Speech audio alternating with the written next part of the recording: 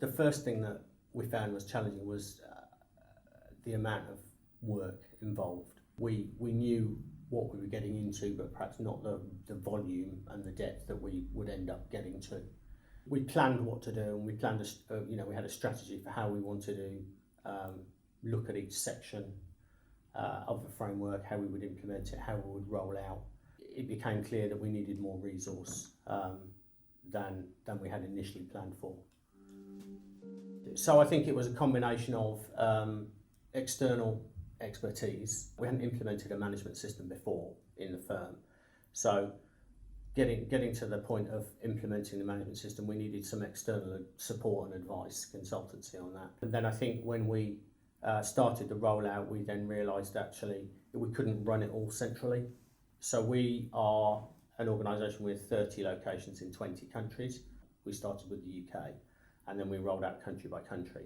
And I think we had, we very quickly, within 12 months, came to realisation that we needed people to follow on. Once we'd done one country, we moved on to the next one. We needed to keep the system running effectively while we then had an implementation team rolling out as we increased our scope.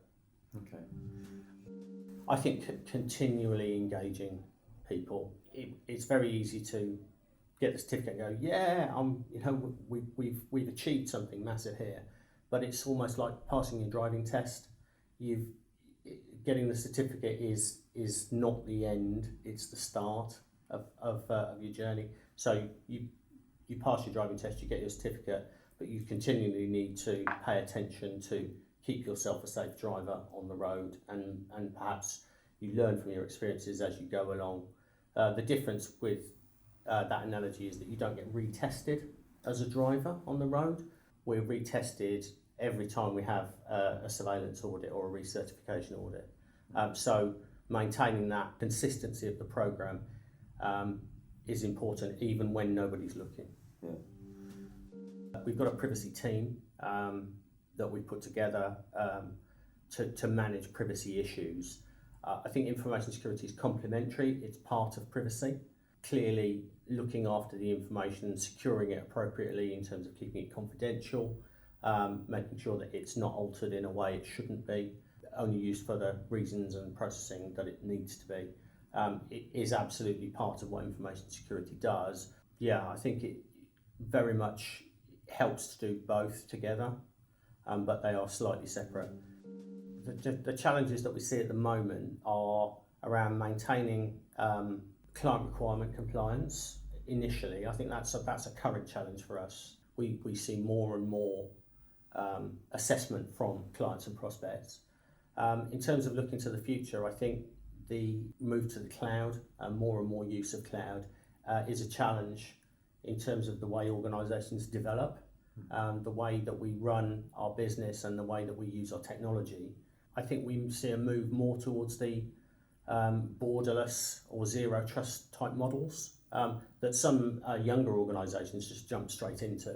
I think it's challenging to try and get the journey right to transition an organisation from a very much on-premise technological security approach into a much more dynamic approach in the cloud, where you can't perhaps see all of your information. When you move to the cloud, you can't actually go into the data centre at all.